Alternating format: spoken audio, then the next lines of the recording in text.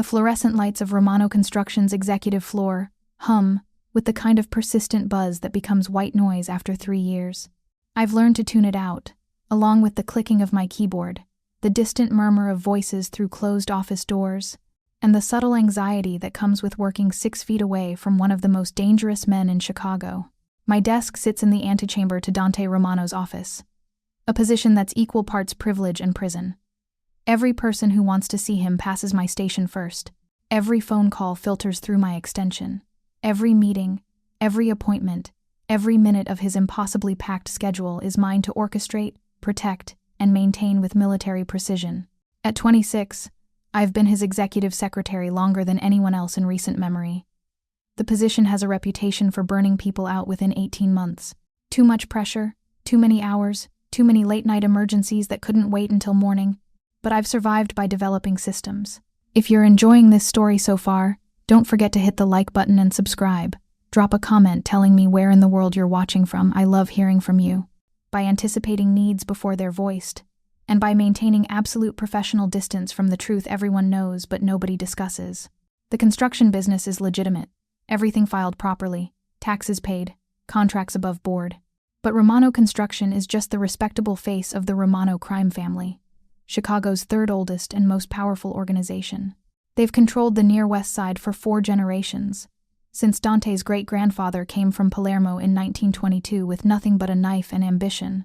Protection services for every business from Harlem Avenue to the Kennedy Expressway. Union control that makes or breaks development projects across the city.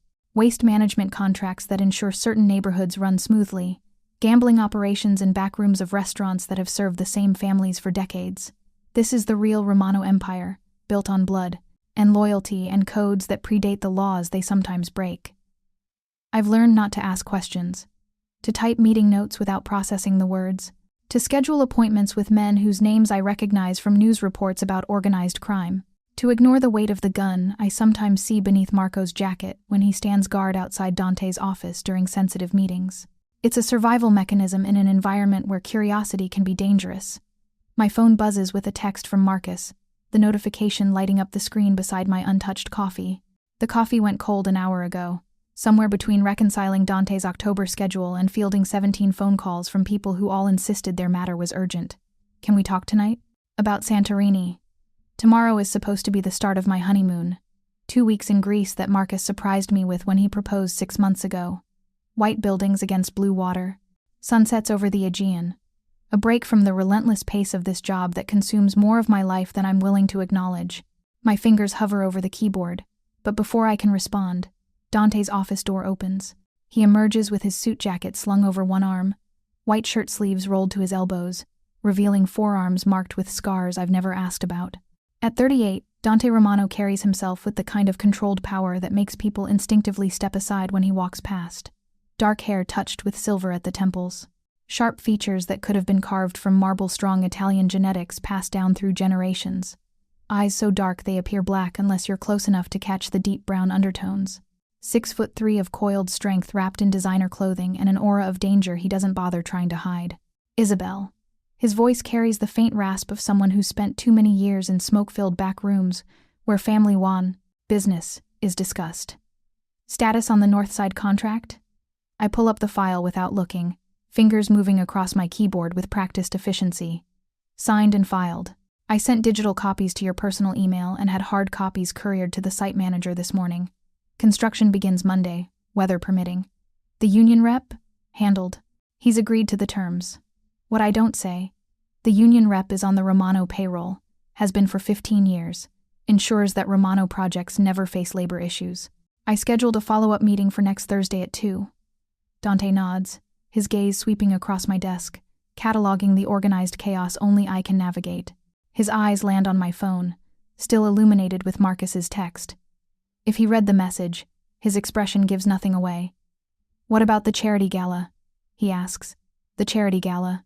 The annual Romano Construction fundraiser that serves triple duty as a networking event for Chicago's elite. A strategic opportunity for Dante to consolidate relationships with politicians and business leaders, and a carefully orchestrated display of the Romano family's power to anyone paying attention. This year's event is in 3 days, and as his executive secretary, I'm expected to oversee every detail from guest list to seating arrangements to last-minute emergencies. Everything's confirmed, I say, pulling up the master spreadsheet. 342 confirmed guests, including the mayor, 2 senators, and at least 15 CEOs from the Fortune 500 list. The venue is set. Catering is finalized. Catering from Russo's? Dante interrupts. Mama Rosa's, actually. Your mother insisted. I pull up the contract. She said the Russos watered down their marinara, and no son of hers would serve watered-down sauce to 300 people. Something that might be amusement flickers across Dante's features.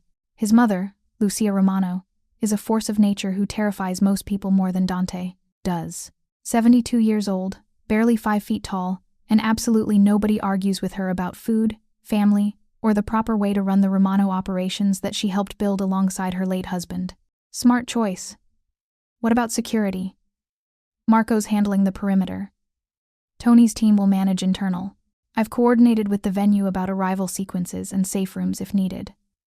I pull up the security protocol Marco sent me. The Castellano family is confirmed. Marco wants them seated where he can maintain visual contact. The temperature in the room drops 10 degrees. The Castellanos are Chicago's second most powerful family. Their territory covers the South Side, and for 3 generations, the relationship between the Romanos and Castellanos has been complicated. Sometimes allies, sometimes rivals, always dangerous. They're coming to the gala because refusing would be an insult, but their presence means tension will simmer beneath the polished surface all night. How many Castellanos? Dante's voice has taken on the cold, controlled tone that means he's calculating threats and responses. Marco Castellano and his wife, his brother Anthony, his nephew Luca. I've memorized the list because Dante will want to know exactly who's in the room. Seating at table 6. Close enough to show respect, far enough to prevent friction.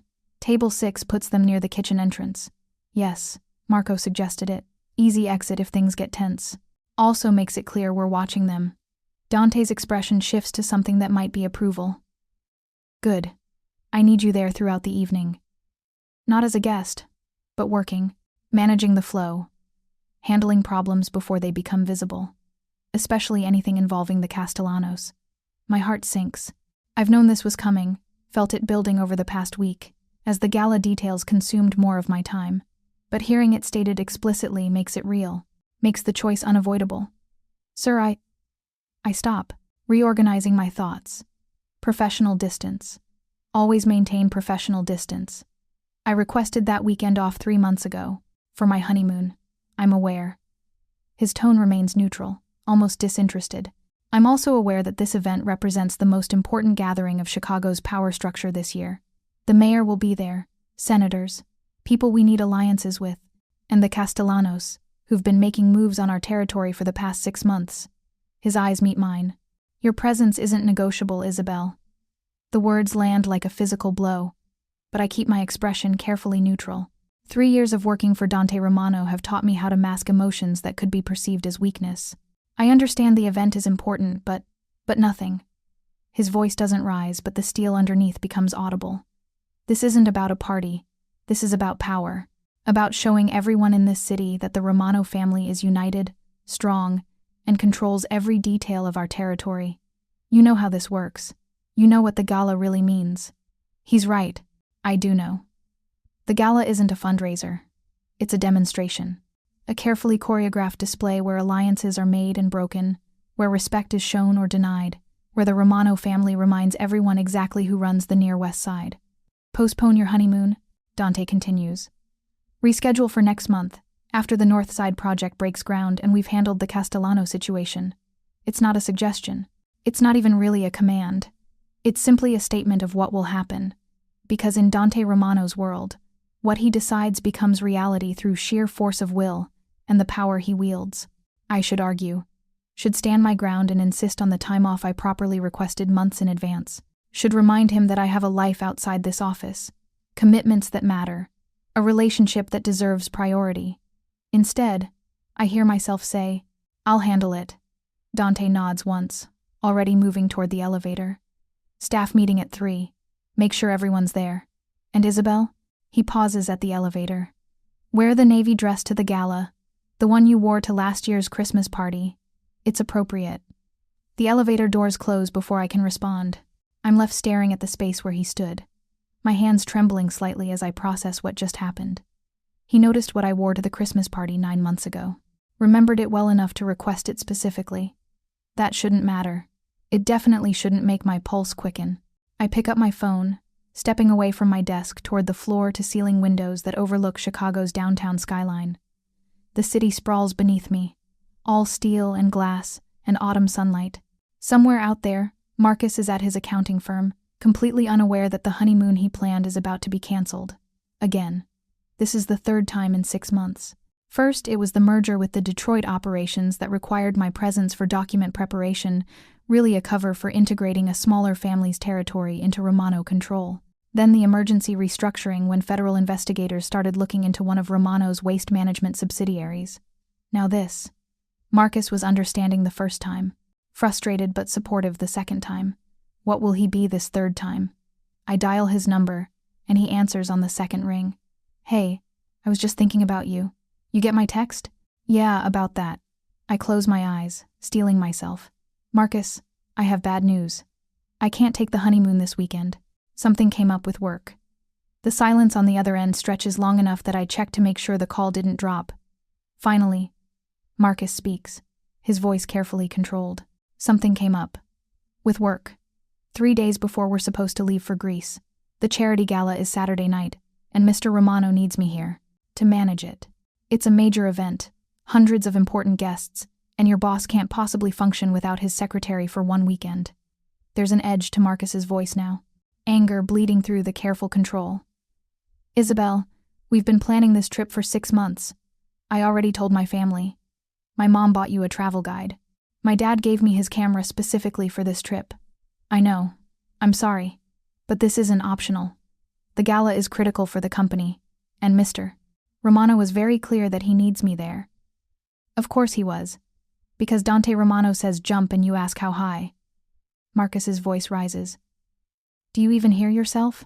You're canceling our honeymoon, Isabel, because your boss tells you to. What kind of relationship is this? That's not fair. You know how demanding this job is. You knew that when we got engaged. I knew the job was demanding. I didn't know you'd put it ahead of everything else, including your own wedding and honeymoon. He's pacing now. I can hear it in his breathing. This is the 3rd time, Isabel. 3 times you've canceled important plans because Dante Romano decided he needed you more than I do. Marcus. No, let me finish. I've been patient. I've been understanding. But I'm starting to wonder if you even want to marry me, or if I'm just the safe, practical choice you settled for while you give all your actual energy and attention to your boss. The accusation stings because there's truth in it that I don't want to examine. That's ridiculous. Of course I want to marry you. I love you. Do you? Because from where I'm standing it looks like you love your job more. Or maybe you love Dante Romano more and just won't admit it. Don't be absurd. He's my boss. This is professional. Professional. Marcus laughs, but there's no humor in it. Isabel, I've seen the way you talk about him, the way your voice changes when he calls, the way you drop everything the second. He needs something. That's not professional. That's devotion. You're being jealous and irrational. Maybe I am. Or maybe I'm finally seeing clearly. Marcus's voice drops to something quieter, more dangerous. Here's what's going to happen. You're going to make a choice. Either you tell Dante Romano that you're taking your scheduled honeymoon, and he needs to find someone else to manage his party, or you call me back and we discuss whether this engagement is actually going to lead to a marriage. Marcus, you can't give me an ultimatum. I just did. You have until tomorrow morning to decide. Choose your job and your boss, or choose me and our future together. But you don't get both anymore. He hangs up. I stand at the window, phone still pressed to my ear, the dial tone buzzing. The city blurs as tears I refuse to let fall make everything watery. I've spent 3 years convincing myself that this job is worth the sacrifices, that working for the Romano family is a career opportunity most people would kill for, that the money and the prestige and the insider view of real power justify the long hours and moral compromises. But standing here with an ultimatum ringing in my ears, I'm forced to acknowledge the truth I've been avoiding. Marcus isn't wrong about any of it. I do prioritize Dante's needs over my own plans. I do drop everything when he calls. And yes, my voice does change when I talk about him, though I've told myself it's professional respect, not personal interest. But if it's just professional respect, why did my pulse quicken when he mentioned remembering the navy dress? Why do I find myself watching him during meetings, cataloging the small gestures that reveal his thoughts? Why does the idea of telling him I'm leaving for 2 weeks make my chest tight with something that feels uncomfortably like anxiety? I'm engaged to a good man who loves me, who wants to build a stable, normal life together. Marcus is kind and predictable and safe. He'll never ask me to compromise my morals or keep secrets, or work for criminals whose business is built on violence and intimidation. Dante Romano is none of those things. He's dangerous and demanding and operates in a world where loyalty is enforced through fear and respect is earned through strength. He's a criminal, running an empire that's caused more pain than I want to think about. He's exactly the kind of man I should stay far away from. So why can't I stop thinking about him? The office phone rings, pulling me back from thoughts I shouldn't be having. I answer automatically, shifting back into my professional voice. Romano Construction, Dante Romano's office. Isabel, cara mia.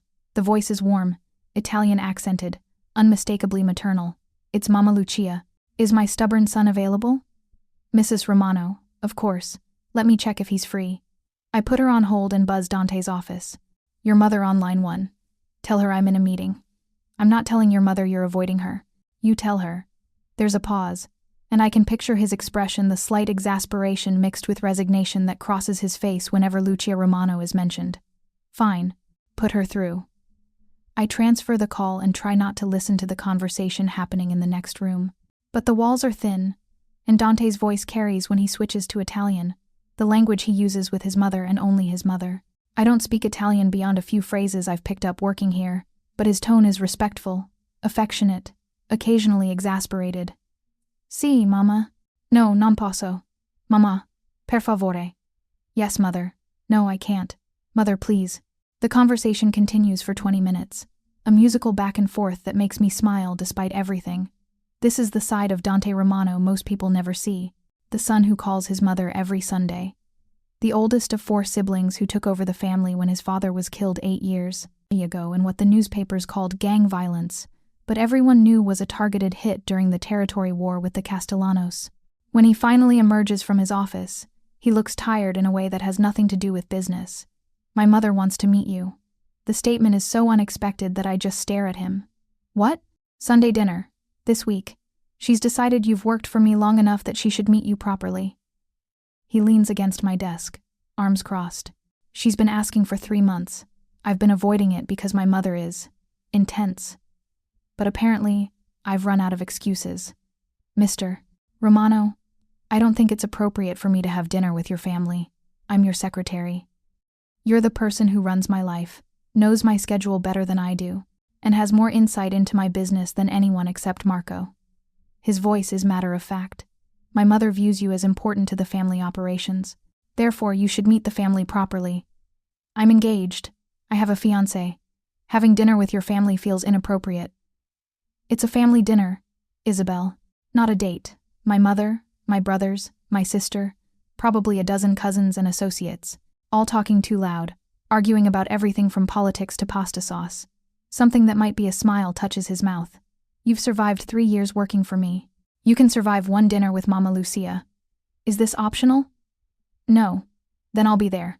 What time? 3 o'clock. I'll send a car for you. He starts to turn away, then stops. And Isabel? Don't tell your fiancé. He already thinks you're too involved with my family. No need to add fuel to that fire. He's gone before I can argue, leaving me staring at the space where he stood and wondering how my life became so complicated. That night, I lie in bed beside Marcus, staring at the ceiling. He's already asleep, his breathing steady and even, oblivious to the turmoil churning through me. Tomorrow, I need to give him an answer. Choose the honeymoon or choose the gala. Choose him or choose Dante. Except it's not really about the gala anymore. It's about the fact that I can't definitively choose Marcus. That some part of me has been falling for my boss without admitting it to myself. That the idea of leaving the Romano family feels like losing something essential. I should choose Marcus. Obviously, logically, rationally. But as dawn breaks and Marcus's alarm goes off, I still haven't made my decision. And when he looks at me with expectation in his eyes, waiting for my answer, I find myself saying, I need more time. His face falls. More time to choose between me and your job. More time to figure out what I actually want instead of just doing what seems safe. Safe. He sits up, running a hand through his hair. You know what, Isabel? I'm done waiting for you to figure out if I'm what you want. If you're hooked on this story, make sure to subscribe and turn on notifications so you never miss an upload. Your support means everything and helps me bring you more emotional stories like this one. I deserve better than being someone's backup plan. He climbs out of bed, starts pulling clothes from the closet. I'm going to stay at my brother's for a few days. That'll give you all the time you need to think. And when you're ready to actually commit to this relationship, really commit. Not just go through the motions, you let me know. Marcus, no. I've said my piece. Now you need to do some soul searching and figure out what you really want.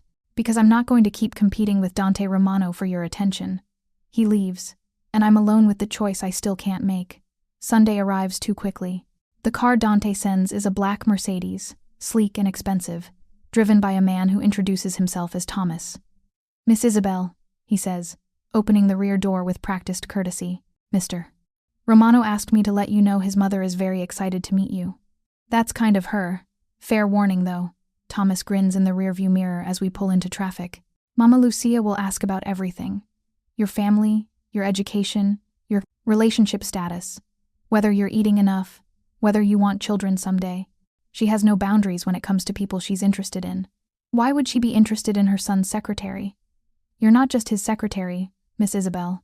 You're the person who keeps his life organized, who protects his time like it's gold, who's been here longer than anyone else. Thomas's voice is gentle. That makes you important. And Mama Lucia pays attention to who's important to her children. The Romano estate is in River North, a 4-story brownstone that takes up half a block and speaks of old money and older power. Iron gates open automatically as we approach, revealing a courtyard with a fountain and gardens that must be spectacular in spring. The house itself is beautiful creamstone with black shutters, wraparound porch, architecture that's been lovingly maintained for over a century. Thomas leads me to the front door, which opens before we reach it. A woman appears mid-30s, beautiful, with Dante's dark eyes and sharp features softened by warmth. You must be Isabel. I'm Gianna, Dante's sister. Come in, come in. Mama's in the kitchen terrorizing everyone, and my brothers are already arguing about football. Inside, the house is warm and lived in despite its obvious luxury. Family photos cover every surface generations of Romanos captured in silver frames. I see Dante at various ages, always serious even as a child, standing beside a man who must be his father. The resemblance is striking. Dark eyes, strong features, same aura of controlled power. That's Papa, Gianna says, noticing my gaze. He died when Dante was 30. Territory dispute with the Castellanos that went bad. Her voice is matter of fact, but I hear the grief underneath. Dante took over the family that year. He was so young, but he was ready. Papa made sure of that. She leads me through the house, past a living room where 2 men are indeed arguing about football, down a hallway lined with more photos, to a kitchen that's massive and smells incredible. Pots simmer on an 8-burner stove. Fresh pasta hangs on racks. A whole chicken roasts in one of 2 ovens. And in the center of all this controlled chaos stands a tiny woman who can only be Lucia Romano. She's maybe 5 feet tall, with steel gray hair pulled into an elegant twist and dark eyes that see everything. She wears all black, widow's black, I realize, with a string of pearls at her throat and an apron tied around her waist. When she sees me, those sharp eyes catalog everything from my shoes to my hair in 3 seconds flat. So, she says, her accent thick with Italian music. You're Isabel, the one who's worked for my son for 3 years. Yes, ma'am. It's an honor to meet you. Mrs. Romano was my mother-in-law. God rest her. You call me Lucia. She wipes her hands on her apron and approaches me, taking my face in both hands. Her palms are warm and smell like garlic and basil. Bella, you have good bones. Strong face. You eat enough? You're too thin. I eat fine, Lucia. Thank you.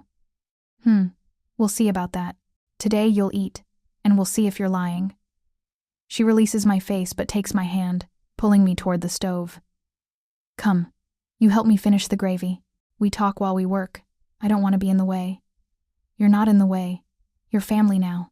Family helps in the kitchen. She hands me a wooden spoon. Stir the sauce, gently, don't let it stick. I take the spoon and begin stirring the enormous pot of red sauce that's been simmering for what must be hours. The smell is incredible, tomatoes and herbs and something else I can't quite identify. Red wine, Lucia says, reading my expression. And a little sugar to cut the acid. My mother's recipe, from Palermo. Has been in our family for 5 generations. She moves to the pasta, checking its texture. You know Palermo? I've never been to Italy. Never. Lucia looks, scandalized. My son, he should take you. Show you where our family comes from. The old neighborhood in Palermo where his great-grandfather grew up. Very poor, but very proud. The Romanos, we come from nothing. Built everything with our own hands. She continues working, checking the chicken, stirring another pot, moving with the practiced efficiency of someone who's been cooking Sunday dinner for 50 years. And as she works, she talks. About the Romano family history, about Dante's great-grandfather who came to America in 1922, with nothing but a knife and determination, about building the family business through prohibition, about the territory wars with other families, about earning respect through loyalty and strength.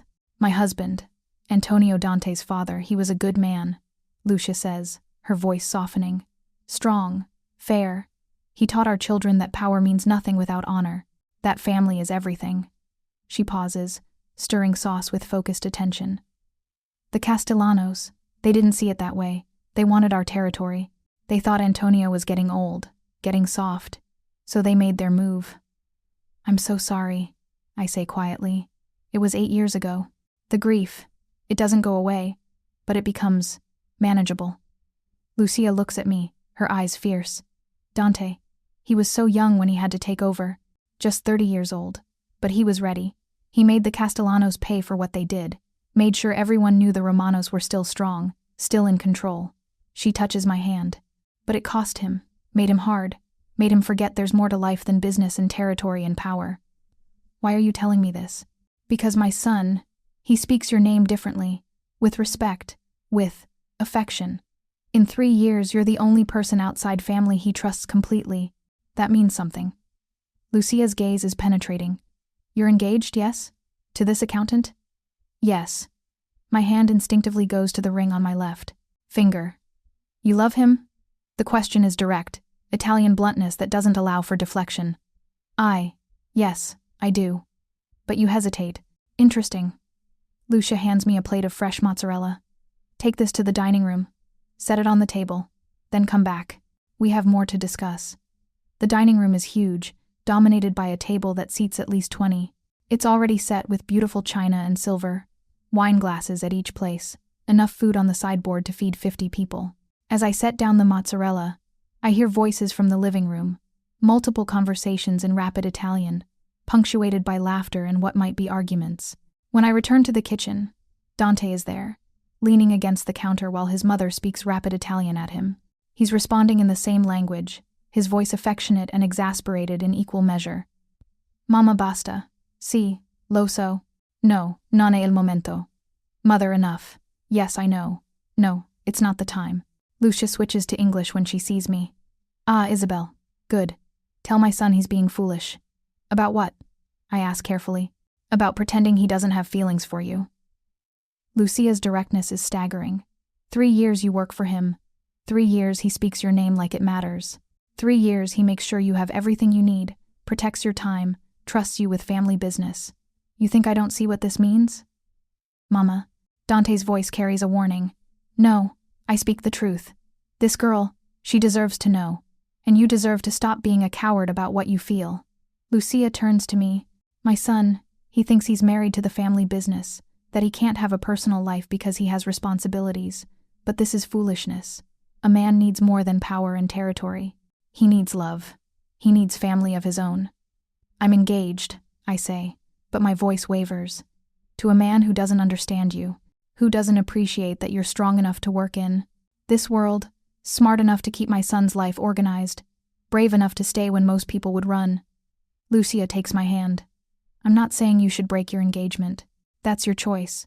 But I am saying you should be honest with yourself about what you feel, because life is too short for lying to ourselves about what we want. Before I can respond, Gianna appears in the doorway. Mama, everyone's here. Are we eating, or are you going to keep interrogating Isabel all afternoon? Lucia huffs but releases my hand. We eat. But this conversation, it's not finished. The dining room fills with people.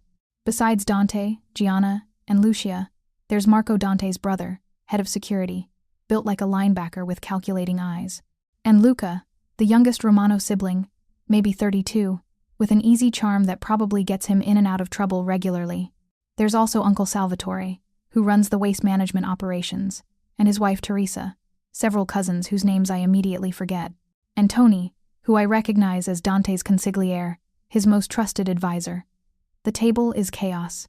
Everyone talking at once, voices rising and falling in a mix of English and Italian, arguing about politics, about the Bears season, about whether Gianna's new restaurant location is in a good neighborhood. Lucia presides over it all from the head of the table, occasionally speaking sharp Italian that makes everyone stop and listen. Silenzio! Silence. We have a guest, Isabel, who works for Dante and keeps him from being completely impossible. We make her welcome, yes? A chorus of agreement, and then I'm peppered with questions. What part of Chicago am I from? Do I have siblings? What did my family think about me working for the Romanos? The questions are intrusive, but asked with genuine warmth.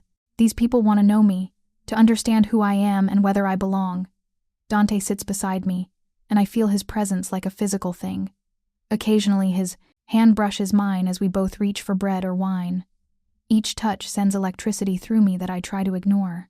The food is extraordinary. Course after course antipasti, pasta with Lucia's legendary sauce, roasted chicken with potatoes, vegetables in olive oil, fresh bread, and wine. So much wine.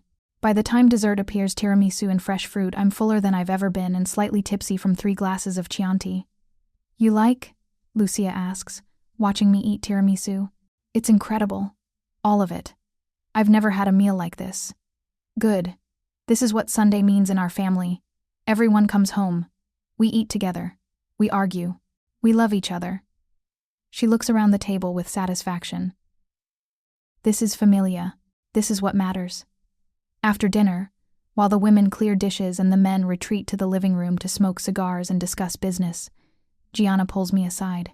So, she says, her smile knowing, my mother likes you. That's rare. I'm just Dante's secretary. Please, you're more than that, and everyone can see it. The way he watches you when you're not looking. The way you straighten his collar when he's not paying attention. The way you both pretend there's nothing between you, while the rest of us can feel the tension from across the room. Gianna hands me a plate to dry. What I want to know is, what are you going to do about it? I'm engaged. To someone who isn't right for you, I can tell. She rinses another plate. Look, I don't know your fiancé. Maybe he's a great guy. But Isabel, I've seen my brother with a lot of women over the years. He's never looked at any of them the way he looks at you. Like you're necessary. Like you're home. That's not. We're just. It's professional. Keep telling yourself that. Gianna's smile is gentle. But eventually, you're going to have to decide whether you want the safe life with the nice accountant or the complicated life with my brother. And I'll tell you this being, with a Romano isn't easy. Our world is dangerous. Our business is complicated. But when we love completely, forever, with everything we have. Later, Dante drives me home himself, dismissing Thomas with a wave. We sit in comfortable silence for the first few blocks, the car's heater fighting against November cold. I'm sorry about my mother, he says finally. She's subtle as a sledgehammer when she decides someone is important. She loves you. All of you. It's nice to see. It's suffocating sometimes. But yes, I'm lucky to have her. He glances at me. What did you think? Of the dinner? Of my family?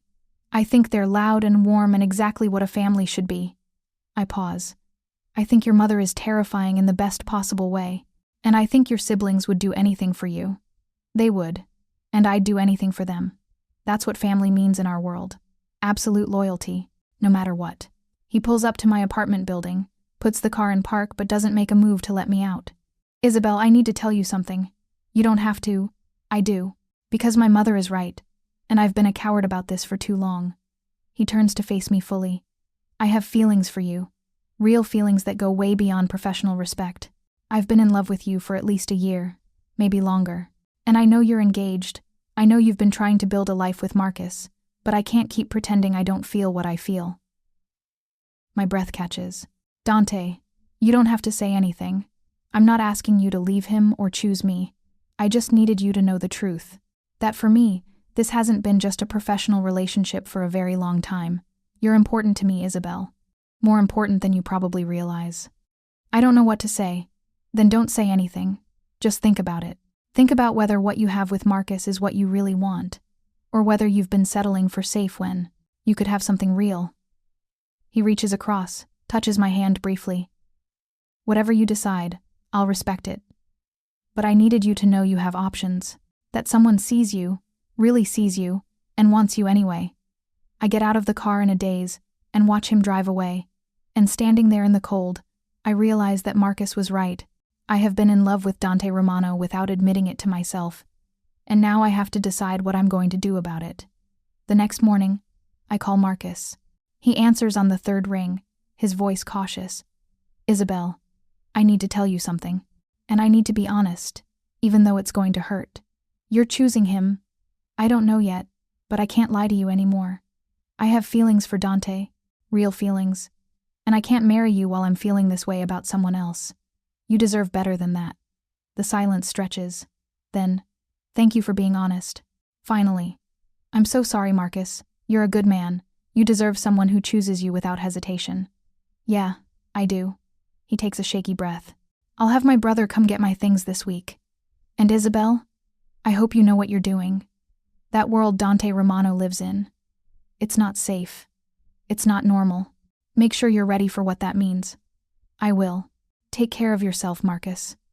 After I hang up, I sit in my apartment for a long time, thinking about the choice I'm making, about the safe, normal life I'm walking away from, about the dangerous, complicated world I'm choosing instead. Then I call Dante. Isabel? He sounds surprised. Is everything okay? I ended things with Marcus. I told him the truth that I have feelings for you and I can't marry him while that's true. Are you okay? I don't know, but I'm sure I made the right choice. I take a breath. Dante, I'm scared. Your world is dangerous. Your family's business is illegal. Being with you means accepting things I never thought I'd accept. But I can't keep lying to myself about what I feel. What do you feel? That I've been falling for you for a year. That working for you stopped being just a job a long time ago. That when you look at me, I feel seen in a way I never have before. Where are you right now? My apartment. Stay there. I'm coming to you. He arrives 30 minutes later, and the moment I open the door, he pulls me into his arms. You're sure about this? About me? Because once you're in my world, there's no easy way out. I'm not sure about anything except that I want to try, that I want to see what this could be between us. He kisses me then, slow and deep and full of promise. And when we finally break apart, he rests his forehead against mine. Okay, then we do this right. We take our time. We figure out how this works with you working for me, with my family, with everything. His hands frame my face. But Isabel, I need you to understand something. My world isn't just complicated business. It's dangerous. I have enemies. The Castellanos, especially, they've been looking for any leverage they can find. If they figure out you matter to me, what would they do? Try to use you to hurt me. That's how these things work. You target what someone loves to get what you want. His expression is serious. I can protect you. I will protect you. But you need to be aware of the risks. I understand. Do you? Because understanding intellectually and living with the reality are very different things. He pulls back slightly. The Castellanos have been pushing boundaries for months, testing our territory, trying to figure out our weaknesses. My security team has been tracking their movements, and everything points to an escalation soon, which means everything points to you potentially becoming a target. So what do? For now, we're careful. We don't advertise our relationship. At work, we maintain professional distance. Outside of work, we keep things private. And I make sure you have protection when you need it. Over the next 2 weeks, we settle into a new normal. At the office, nothing changes. I'm still his secretary. He's still my boss, and we maintain the careful professionalism we've always had. But outside of work, we're together. Quiet dinners at his place, walks through Chicago's parks, conversations that stretch late into the night. I learn more about him. About the weight of running a crime family, about the impossible choices between loyalty to the old ways and the desire to evolve, about the guilt he carries for his father's death, the belief that if he'd been older, stronger, smarter, maybe Antonio would still be alive. It wasn't your fault, I tell him one night, lying in his bed with moonlight streaming through the windows. You were 30. You did everything you could. I know. Logically, I know. But logic doesn't make the guilt go away. He traces patterns on my shoulder. My father was trying to negotiate peace with the Castellanos when they killed him. He thought we could share territory, avoid bloodshed. But the Castellanos saw negotiation as weakness. They saw an opportunity to eliminate a rival and they took it. What happened after? I stopped negotiating. I showed them exactly what weakness wasn't. We went to war for 6 months. By the time it ended, the Castellanos had lost half their operations and understood that the Romanos weren't going anywhere. His voice is hard. They've been pushing boundaries again lately, testing us, seeing if we're still strong or if enough time has passed that they can try again. Is that why they're coming to the gala? Partly. Marco Castellano wants to show he's not afraid of us, wants to remind everyone that his family is still powerful. But it's also a test. If we refuse to let them attend, we look petty. If we let them attend and something goes wrong, we look weak. It's a no-win situation, unless nothing goes wrong, which is why I need you there, to make sure nothing goes wrong. The gala is everything I planned and more. 342 guests in formal wear, the ballroom decorated in white and gold, champagne flowing freely. The mayor makes a speech about Romano Construction's contributions to Chicago's development. Senators shake hands and make promises. CEOs discuss potential partnerships. And in the middle of it all, the Castellanos sit at table 6, watching everything with calculating eyes. Marco Castellano is in his 50s, distinguished in a way that makes him look more like a banker than a mob boss. His wife, Victoria, is elegant and cold. His brother, Anthony, has mean eyes and a reputation for violence. And his nephew, Luca, watches me with an intensity that makes my skin crawl. I'm managing a minor crisis with the caterer when I feel someone behind me. I turn to find Luca Castellano standing too close, smiling in a way that doesn't reach his eyes. You're Isabel, right? Dante Romano's secretary? Yes. Can I help you with something? Just introducing myself. Luca Castellano. He offers his hand, and I have to shake it to avoid being rude. His grip is too tight, too long. You know, you're much prettier than I expected. Usually Romano only hires old ladies as secretaries. I should get back to work. Stay a minute. I'm curious about you. How long have you worked for Romano? 3 years. 3 years. That's a long time. You must see a lot, know a lot. His smile widens. Bet you could tell some interesting stories about what really goes on at Romano Construction. The hair on the back of my neck stands up. This isn't small talk. This is fishing. Trying to figure out how much I know, whether I might be useful. I'm sorry. I really need to. Luca. Dante's voice cuts through the conversation like a blade. He's crossed the ballroom in seconds, and now he stands between me and the Castellano nephew with barely contained violence in his eyes. You enjoying the event? Very much. Just getting to know your secretary. She's charming. She's busy. I'm sure you can find entertainment elsewhere. It's not a suggestion. Luca's smile sharpens. Of course. Wouldn't want to keep her from her duties. He nods at me. Pleasure to meet you, Isabel. I'm sure we'll see each other again. He walks away, and Dante's hand finds my lower back, steadying me. You okay? Fine. He was just being a creep? Yeah, that's Luca. He's young and stupid and looking to prove himself to his uncle. Dante's jaw is tight. I don't like him talking to you. I don't like him knowing your name. It's a public event. I'm wearing a name tag. I know. But the Castellanos knowing you exist, knowing you work for me, that's not good. That makes you visible in ways I don't want. He looks around the ballroom. Stay close to Marco's security team for the rest of the night. Don't go anywhere alone. And if any Castellano tries to talk to you again, you come find me immediately. The rest of the gala passes without incident, but I can't shake the feeling of being watched. And when I finally go home at 2 a.m, exhausted and anxious, I find a note slipped under my apartment door. We know who you are. We know what you mean to him. Be careful. No signature, but I don't need one to know it's from the Castellanos. I call Dante immediately, my hands shaking as I read him the note. Pack a bag, he says, his voice deadly calm. Right now. Enough clothes for a few days. Marco is on his way to you. He'll bring you to my penthouse. You're not staying in that apartment another night. Dante, this is crazy. This is necessary. The Castellanos just threatened you. That's an escalation I can't ignore. You need to be somewhere I can protect you, somewhere they can't get to you. You can't just kidnap me. I'm not kidnapping you. I'm protecting you. There's a difference. His voice softens slightly. Isabel, please. Let me keep you safe. Can we make sure nothing happens to you because of me? Okay, I whisper. Okay, I'll pack.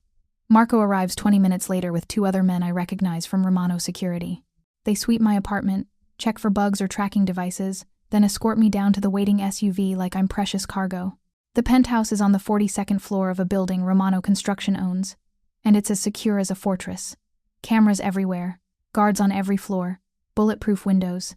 Marco personally walks me through the security system, shows me the panic buttons, explains the escape routes. Boss's orders, he says gruffly. You're not to leave without an armed escort. You don't open the door for anyone except family. And if anything seems wrong, anything at all, you hit the panic button and we'll be here in under 60 seconds. This is insane. This is your life now. Marco's voice is, matter of fact. You're important to the boss. That makes you a target.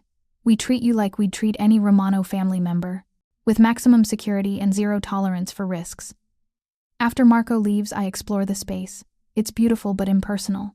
Clearly decorated by a professional who never actually lived here. Expensive furniture, modern art, a kitchen that's barely been used. This isn't a home. It's a safe house disguised as luxury. Dante arrives an hour later, and the exhaustion on his face breaks my heart. I'm sorry, he says immediately. I'm sorry you're here. I'm sorry my world is putting you in danger. I'm sorry. I kiss him, stopping the apology. I chose this. I chose you, and I knew it came with risks. Knowing and living it are different. Then we'll figure it out together. I take his hand. What happens now? With the Castellanos? Now I remind them why threatening a Romano's people is a very bad idea. His expression hardens. I'm calling a meeting. All the families. Making it clear that you're under my protection and touching you means war. Will that work? It has to. Because if they push this, if they actually try to hurt you, I'll burn their entire operation to the ground. Territory, businesses, everything. I'll make sure the Castellano family ceases to exist. The next day, while Dante is at the meeting with the families, I'm alone in the penthouse with my thoughts. I've been here less than 24 hours and already I feel trapped. Safe, but trapped. My phone rings. Unknown number. I almost don't answer, but curiosity wins. Hello? Isabel. Marcus's voice. I heard about what happened. About the Castellanos targeting you. Are you okay? How did you know about that? It's Chicago. Word travels. He pauses. Look, I know we're not together anymore. I know you chose him. But I still care about you, and I wanted to make sure you're safe. I'm fine. Dante has me somewhere secure. In his penthouse prison, you mean? There's an edge to Marcus's voice. Isabel, this is what I was afraid of. This is why I said his world is dangerous. Now you're locked in a fortress because mob families are using you as leverage. I know what I signed up for. Do you? Because from where I'm standing, it looks like you traded one controlling relationship for another. At least with me you were safe. Safe isn't always better, Marcus. No, but alive is. He takes a breath. Just promise me you'll be careful. That you won't let your feelings for him blind you to how dangerous this all is. I promise. And Marcus? Thank you for calling.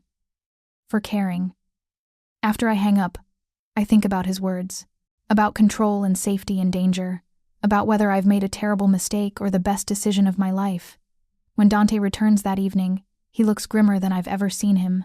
The meeting didn't go well? I ask. It went exactly as expected. The Castellanos denied sending the note, claimed they would never threaten a civilian, made themselves look reasonable while making me look paranoid. He pours himself a whiskey, downs it in one swallow. But Marco Castellano understood the message. He knows if anything happens to you, I'll hold him personally responsible. So what happens now? Now we wait, see if they push or if they back off. And in the meantime, you stay here where I know you're safe. For how long? Until we're sure the threat has passed. Dante, I can't hide in your penthouse forever. I know. But I need you to trust me on this. Just for a few weeks. Let me make sure you're truly safe before you go back to your normal life. I want to argue, want to insist I can take care of myself. But the truth is, I'm terrified. And having Dante's protection, being surrounded by armed guards and security systems, makes me feel safe in a way I haven't in a long time. Okay, I say. A few weeks. But then we figure out a long-term solution, because I'm not going to live in fear forever. Deal. He pulls me close. And Isabel? Thank you. For being brave enough to stay. For not running when things got dangerous. Where would I run to? You've ruined me for normal life. I smile slightly. Besides, I love you. That means something. Say it again, he whispers. I love you, Dante Romano. Complicated, dangerous, impossible you. I love you too. More than I thought I was capable of loving anyone. He kisses me softly. And I promise you, I'll make this right. I'll make sure you can live without looking over your shoulder, whatever it takes. 3 weeks pass. I work from the penthouse, coordinating with the office remotely, managing Dante's schedule from my laptop. Marco brings me files and documents. Gianna visits, bringing food and gossip and sisterly support. Lucia calls every day, asking if I'm eating enough and reminding me that being with a Romano means accepting certain inconveniences. Your life will never be completely normal, she tells me during one call, but it will be full of love, of family, of people who would die to protect you. Is that not worth some inconvenience? When you put it that way, I put it the only way that matters. Now, when can you come to Sunday dinner? My son says you're still in hiding, but this is ridiculous. You are family now. You eat with family. That Sunday, I attend dinner at the Romano estate for the first time as Dante's partner, not just his employee. And everything feels different. The way his hand rests possessively on my lower back. The way Lucia introduces me as Dante's Isabel, with obvious satisfaction. The way his siblings tease him about finally finding someone who can put up with him. After dinner, Dante pulls me aside to the same sitting room where I first met Lucia. I have something for you, he says, reaching into his pocket. He pulls out a small velvet box and my breath catches. Dante, let me do this properly. He opens the box to reveal a ring-simple platinum band with a single diamond, elegant and beautiful. Isabel, I know this is fast. I know my world is complicated and dangerous. But I also know I want to spend my life with you. Will you marry me? Tears blur my vision. Yes, of course, yes. He slides the ring onto my finger and it fits perfectly. Then he kisses me, and I hear cheering from the dining room where his entire family has obviously been listening. Your mother planned this, I accuse. Obviously. She's been planning our wedding since the first Sunday dinner. He grins. She already has a dress picked out for you. I haven't even said yes to the dress yet. You will. No one argues with Mama Lucia about weddings. The engagement is announced at Sunday dinner the following week, and the Romano family celebrates with the kind of loud joy that makes my heart full. This is what family means in their world. Not just blood, but chosen. Not just loyalty, but love. But the celebration is interrupted by Marco rushing in, his expression grim. Boss, we have a situation. Dante's face goes hard. What happened? The Castellanos. They hit 3 of our protection clients tonight. Told them they're under Castellano protection now. They're making a move. The temperature in the room drops. Lucia stands, speaking rapid Italian that I'm starting to understand means she's furious. Gianna puts a protective arm around me. Luca and Marco Romano are already on their phones, coordinating responses, and Dante is the center of controlled fury. Where? Taylor Street, Little Italy. They're pushing right into our core territory. Assemble everyone. Every soldier, every associate, everyone who owes us loyalty. We meet in 1 hour. Dante turns to me. Isabel, you stay here with my mother. You don't leave this house. Marco, you post guards on every entrance. No one gets in or out without clearance. I'm coming with you, I say. Absolutely not. Dante, I'm part of this family now. You should stay where you're safe. His voice softens slightly. Please, amor mio. Let me handle this without worrying about you being in danger. I want to argue, want to insist on being included. But I see the fear in his eyes and I understand. Okay, but you be careful. You come back to me. Always. He kisses me once, hard and possessive. I love you. Ti amo, I whisper back, the Italian coming naturally now. He leaves with his brothers, with Tony, with a dozen other men who are ready to go to war for the Romano family. And I'm left with Lucia and Gianna and Teresa, surrounded by guards, waiting.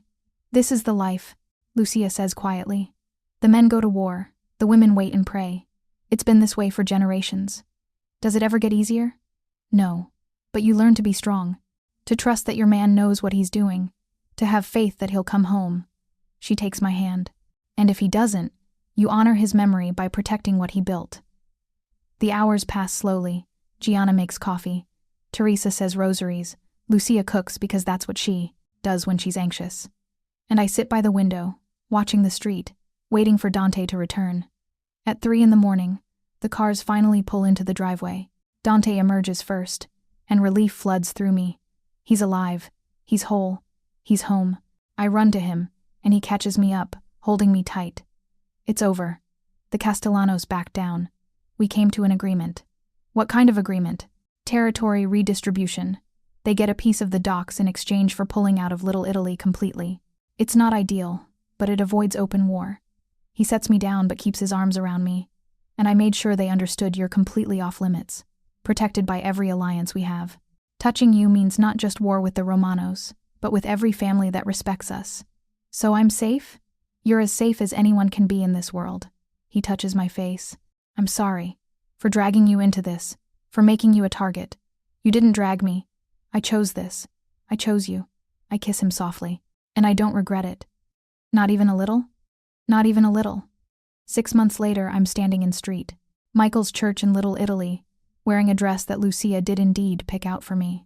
300 people fill the pews, Romano family and associates, business partners, politicians who've benefited from Romano support, even some rival families, showing respect by attending. And at the altar, Dante waits for me with his brothers beside him, looking at me like I'm the only person in the world. The ceremony is in English and Italian, with vows we wrote ourselves.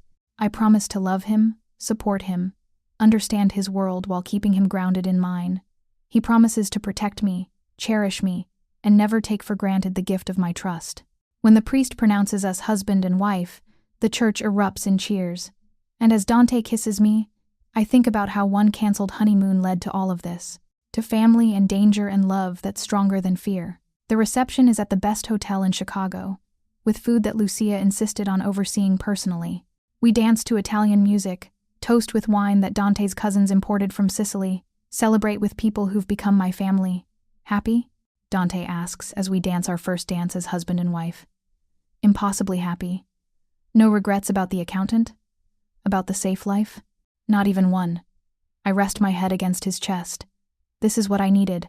Not safety, but truth. Not normal, but real. I love you, Mrs. Romano. I love you too, Mr. Romano. A year later, I'm still working as Dante's secretary, though now everyone knows I'm also his wife.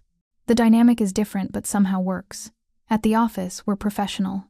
At home, we're partners in every sense. The Castellanos have kept their distance. The territory agreement holds.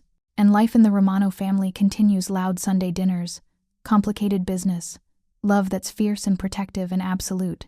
Marcus sends a wedding gift, a card that says, "I hope you found what you were looking for." I send him a thank you note and mean it.